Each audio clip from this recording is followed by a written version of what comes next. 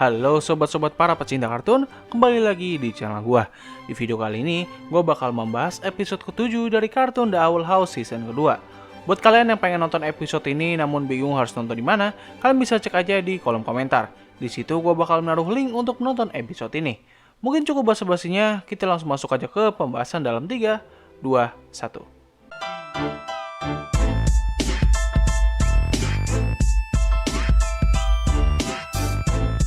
Episode ini dibuka dengan Ida yang sedang mengecek daftar kebutuhan sehari-hari. Dan ia menyadari bagaimana dirinya telah berubah sejak kedatangan Luz dan King ke dalam kehidupannya. Tiba-tiba ia mendengar suara mereka berdua yang sedang berlatih. Dan ia mencoba untuk melihat kegiatan mereka. Namun ia segera masuk kembali ketika Ida hampir mendengar perkataan King. Yang ia kira kalau King akan pergi setelah ia berhasil menemukan ayahnya. Ida yang bersedih membuka sebuah peti yang berisikan sebuah alat musik. Ia mencoba memainkan alat musik tersebut dan sekaligus merapalkan sihir Bard atau sihir musik tanpa disengaja. Namun ketika sihir itu aktif, seketika kutukannya juga muncul dan sihirnya juga kembali menghilang. Tidak hanya itu saja, kutukan tersebut mulai membakar beberapa objek yang sebelumnya terkena oleh sihir Ida. Sementara itu di tempat yang jauh, Luz sedang mempelajari sihir terbang menggunakan talisman milik Ida. Sepertinya Luz saat ini masih belum menyelesaikan proses pembuatan talisman miliknya sendiri. Di sisi lain, Ida sedang melihat siaran langsung yang berisikan pengangkatan pemimpin baru dari Bard Coven setelah pemimpin sebelumnya memutuskan untuk mengundurkan diri. Dan untuk sekarang, Bard Coven dipimpin oleh seseorang yang bernama Rain Whispers. Setelah itu, Luz dan King kembali ke rumah karena sebelumnya King sempat muntah ketika mereka sedang latihan terbang. Jadi alasan Luz dan King berlatih terbang adalah karena minggu ini akan diadakan acara Glen Peaks, sebuah acara perlombaan yang mempertemukan ketiga sekolah yang berbeda, yang terdiri dari Hexside, Glendes, dan Saint Epiderm. So ya, Glendes kembali lagi dan kini kita mengetahui kalau ada sekolah lain yaitu Saint Epiderm. Perlombaannya sendiri merupakan perlombaan terbang yang menggunakan talisman. Luz dan King berencana untuk mengikuti perlombaan ini agar King dapat menyampaikan pesannya ke seluruh penjuru The Boiling Isle, dengan harapan pesan tersebut bisa sampai ke ayahnya. Ketika King akan menyampaikan sesuatu kepada Ida, Ida menyuruh mereka berdua untuk kembali berlatih. Ida yang merasa down segera menuju ke kota untuk membeli minuman kesukaannya.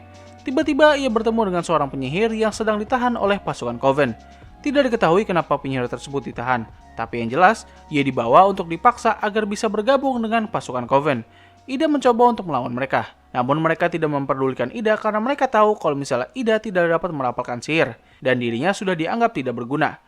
Ketika salah satu pasukan akan menembakkan sihirnya kepada Ida, tiba-tiba sihirnya menjadi tidak aktif dan muncul pasukan pemberontak yang semuanya terdiri dari pengguna sihir musik. Dengan sihir musik ini, mereka dapat membuat kedua pasukan itu pergi dengan sendirinya. So ya, bisa dikatakan sihir musik ini kayak semacam kekuatan telekinesis, namun mereka menggunakan musik agar bisa menggunakan kekuatan ini.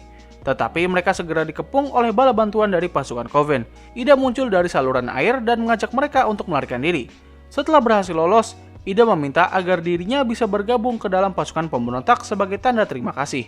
Namun sang pemimpin pasukan menolak dan Ida langsung mengungkapkan kalau sang pemimpin tersebut adalah teman lamanya, yaitu Rain Whispers, pemimpin dari Bard Coven sekaligus pemimpin dari pasukan pemberontak. Melihat dari bagaimana mereka berdua berinteraksi yang sebenarnya nggak jauh berbeda dengan Lumity, sudah bisa dipastikan kalau mereka berdua memiliki rasa suka antar satu sama lain. Tidak begitu dijelaskan apakah hubungan mereka di masa lalu hanya sebatas teman atau sudah ke hubungan yang lebih serius. Tetapi gue memperkirakan kalau mereka hanya sebatas teman. Meskipun begitu, mereka memiliki rasa suka satu sama lain. Rain ini merupakan karakter genderqueer atau non-binary. Singkatnya, dia itu kayak nggak mengakui dirinya sebagai perempuan ataupun laki-laki. Jadi ya kalian nggak perlu tanya lagi dia itu perempuan atau laki-laki. Intinya Rain ini bagian dari Rainbow. Setelah itu, Rain menceritakan bagaimana dirinya termotivasi untuk membentuk pasukan pemberontak. Semua ini berawal ketika ia dan Ida sedang bersantai di masa lalu. Pada saat itu, Ida mengatakan kepada Rain bahwa kau tidak bisa selalu melarikan diri dari ketakutanmu untuk selamanya. Terkadang kau harus langsung masuk ke dalam rasa takutmu. Ia awalnya mengira kalau itu hanyalah kata-kata biasa. Tetapi itu semua berubah ketika ia mengetahui keburukan yang ada di dalam kekaisaran. Sang kaisar memprioritaskan untuk menculik para penyihir hebat yang ada di Boiling Isle dan memaksa mereka untuk bergabung ke dalam pasukan Coven. Buat mereka yang menolak ajakan itu, maka mereka akan dihilangkan. Ini bisa memberikan penjelasan lain kenapa Belos selalu mengejar Ida dulu. Selain ia mengincar portal menuju dunia manusia, namun ia juga ingin memanfaatkan sihir milik Ida. Setelah mengetahui fakta ini, Rain memberanikan dirinya untuk bergabung ke dalam Coven dan sekaligus menjadi pemimpin Coven untuk mendapatkan informasi dalam. Dan ia juga membentuk sebuah grup pemberontak yang bernama The Bards Against the Throne dan disingkat menjadi Babets. Setelah pertemuan itu, Ida pun langsung bergabung ke dalam pasukan pemberontak. Sementara itu, Luz dan King sedang berlatih untuk persiapan lomba. Tetapi King masih merasa cemas karena ia belum sempat untuk menyampaikan sesuatu kepada Ida. Dari sini kita bisa melihat perubahan yang cukup drastis dari karakter King. Sejak episode Echoes of the Past, King selalu menunjukkan ekspresi yang serius dan juga penuh dengan kecemasan.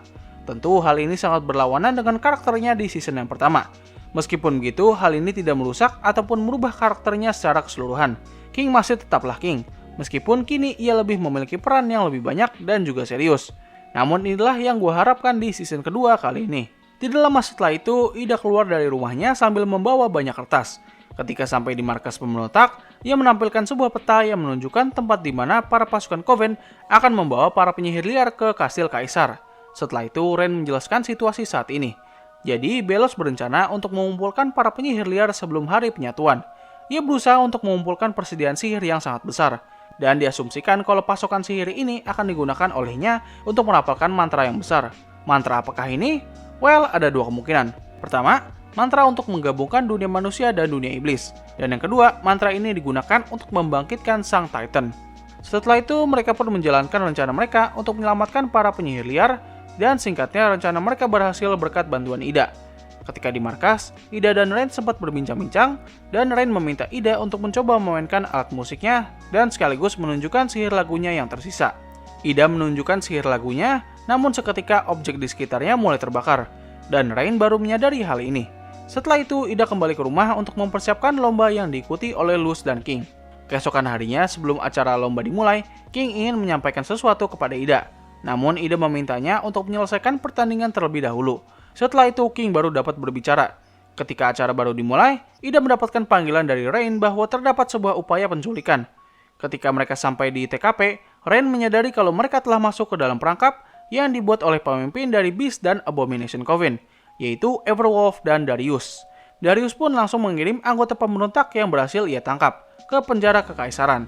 Dan di sini gue baru menyadari kalau salah satu anggota pemberontak adalah karakter yang pertama kali muncul dalam episode pertama The Owl House. Sangat disayangkan ya, dia muncul kembali hanya untuk dipenjarakan. Ketika Darius dan Everwolf sedang mencari mereka berdua, Ida berhasil menipu mereka dengan menggunakan sihir kepada sepatunya. Setelah itu, Rain menjelaskan bahwa untuk bisa menyelesaikan rencananya, Belos memerlukan seluruh pemimpin Coven untuk bisa merapalkan sihir besarnya. Maka dari itu, ia berencana untuk membunuh Darius dan Everwolf sekarang juga. Ketika Darius mengetahui kalau dirinya ditipu, ia pun langsung mengubah dirinya menjadi Abomination. Sementara Everwolf memanggil makhluk buas miliknya. Setelah itu, Ida dan Rain menjalankan rencana mereka. Awalnya, Rain memainkan alat musiknya untuk memperluas area sihir lagunya. Setelah itu, Ida memainkan alat musiknya, dengan begitu pengaruh kutukannya juga akan merembet bersama sihir milik Rain. Hal ini terbukti efektif dengan kutukan Ida yang mulai melahap apapun yang ada di sekitarnya. Dan ini juga termasuk Ida dan Rain.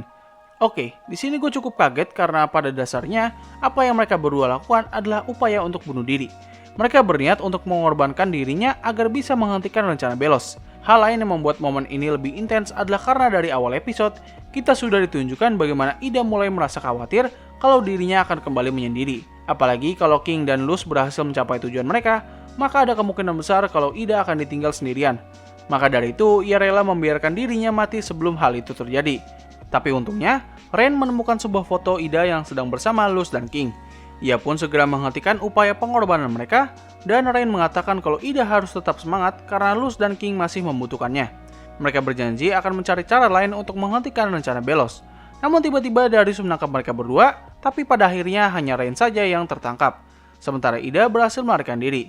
Ia pun segera kembali ke acara perlombaan dan menemukan kalau Luz finish di posisi kelima.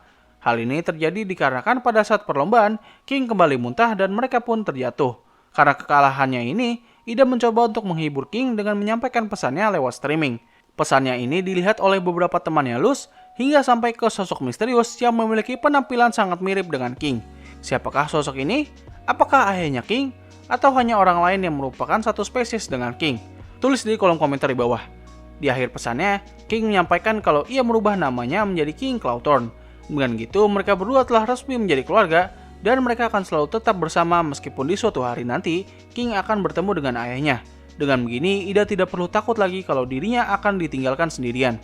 Episode ini ditutup dengan Rain yang mencoba untuk melarikan diri, namun ia malah ditangkap kembali oleh Kikimora. Rain mengatakan kepada Kikimora kalau dirinya siap akan dieksekusi. Namun Kikimora membalas kalau akan sangat merepotkan kalau harus mencari pengganti baru. Dan ia pun langsung mengaktifkan mantra ataupun sebuah kutukan yang berlambang Coven di tangannya Rain. Sihir ini sepertinya akan membuat Rain menjadi tidak sadar dan membuat dirinya dikendalikan oleh Belos. Oke, jadi begitulah seluruh alur cerita dari episode ini. Salah satu momen paling gue suka dalam episode ini adalah kemunculan sang pemimpin Coven dan Beast Coven. Karena di episode sebelumnya, gue agak khawatir kalau para pemimpin Coven hanya akan memiliki peran atau screen time yang sedikit. Namun dengan adanya episode ini, gue sangat lega dan berharap ke depannya kita bisa melihat mereka kembali. Hal yang gue suka dari pemimpin Coven Darius adalah kita bisa melihat bentuk sihir terbaru dari Abomination, yaitu sang penggunanya dapat merubah dirinya menjadi Abomination. Ini sangat unik karena bisa saja ke depannya Emmett akan dapat menggunakan kemampuan yang serupa. Dan harapan gue semoga aja para pemimpin Coven ini akan menunjukkan trik sihir yang belum pernah kita lihat dari masing-masing jurusan sihir. Berikutnya mengenai setup yang dibangun dalam episode ini. Meskipun seluruh anggota dari Babets telah ditangkap, namun perlu diingat kalau mereka telah menyelamatkan banyak penyihir yang sempat akan diculik. Hal ini bisa saja memicu para penyihir yang sebelumnya telah diselamatkan oleh mereka akan membuat sebuah grup pemberontak yang baru. Dan seiring berjalannya waktu, grup pemberontak ini akan menjadi lebih besar dan cukup untuk melawan pasukan Belos. Yang terakhir mengenai karakter Ida dalam episode ini. Gue benar suka banget bagaimana episode ini menunjukkan sisi lain dari Ida. Selama ini kita selalu ditunjukkan kalau Ida ini merupakan individu yang kuat dan juga independen. Namun sebenarnya dia sendiri membutuhkan orang lain untuk mensupportnya. Momen ini memberikan gue sebuah gambaran mengenai betapa menderitanya Ida di masa lalu. Apalagi sebelum ia bertemu dengan Luz dan King. Gue harap kedepannya kita bisa melihat mengenai seluruh masa lalu Ida dan juga sisi lain dari jati dirinya. Oke, jadi begitulah seluruh pembahasan dari episode ini. Mungkin cukup sekian dari video gue kali ini. Terima kasih atas waktu yang telah kalian luangkan untuk menonton video gue. Gue undur diri, sampai ketemu lagi di video selanjutnya.